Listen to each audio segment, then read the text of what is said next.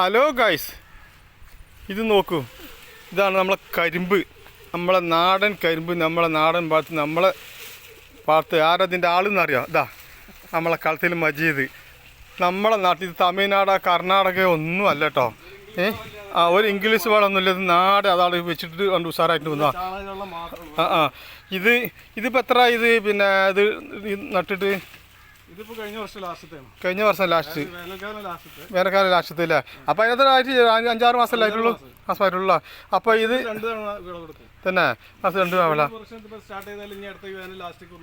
തന്നെ. ഇത് നമ്മളെ നാട്ടിലാണ്, പകരയാണ്. അല്ലാതെ ഇത് കോയമ്പത്തൂരോ കോഴിക്കോടോ വയനാടോ തമിഴ്നാടോ ഒന്നുമല്ല. അപ്പം നമ്മൾ ശ്രമിച്ചാൽ ഉത്സാഹിച്ചാൽ ഇവിടെ ഉണ്ടാകാത്ത ഒരു സാധനവും ഇവിടെ ഇല്ല. എല്ലാ സാധനവും ഉണ്ടാക്കാം. നാടനായിട്ട് നമ്മൾ നോക്കി ഇതുവർ ട്രൈ ചെയ്ത് നോക്കിയാൽ ഒന്ന് എങ്ങനെയുണ്ട് അറിയാൻ വേണ്ടിയിട്ട്. ഇപ്പോൾ ഫസ്റ്റിൽ ഇതിപ്പോൾ തമിഴ്നാട് നിന്ന് കർണാടക നിന്ന് വരുന്നതിന് മുമ്പിട്ട് നമ്മളെ പകരം നിന്നാണ് ഇപ്പോൾ കരിമ്പ് കയറ്റുന്നത്. ഇത് കണ്ടോളി. ഇതാ ആപ്പ വണ്ടി കൂടാത്ത വണ്ടിക്ക് നടക്കിയിരുന്നു മജീദ് കയറ്റുകയാണ്. കടലേക്ക് ഇനിയിപ്പോൾ അത് ഒരു ഇത് കഴിഞ്ഞ് 2ാമത്തത് കയറ്റുകയാണ്. ഇത് കണ്ടില്ലേ? ഇനി കാണുന്നവർക്ക് വന്ന് കാണാൻ വെള്ള ക്യാപ്പില്ലൊക്കെ വെട്ടി ഇതാക്കി. ഇനി അടുത്ത് ഇനിയിപ്പോൾ ഇത് എപ്പോഴും തുടങ്ങി ബാക്കി അടുത്ത് തുടങ്ങൂലേ? ഇനി നാട്ടിൽ അവിടെയൊക്കെ തന്നെ നടക്കും. ഇനി ഇത് വിളവെടുപ്പാകുമ്പോൾ വലിയ കാരണം എല്ലാവർക്കും ഓരോന്നൊക്കെ കൊണ്ടുപോകാം.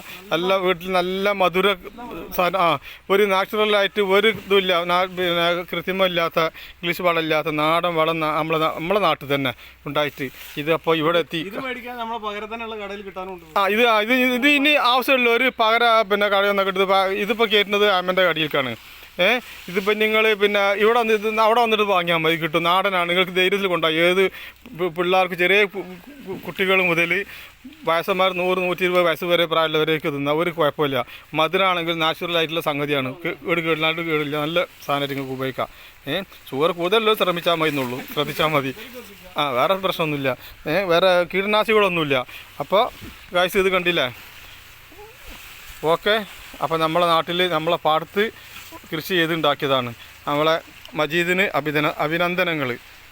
Okay guys.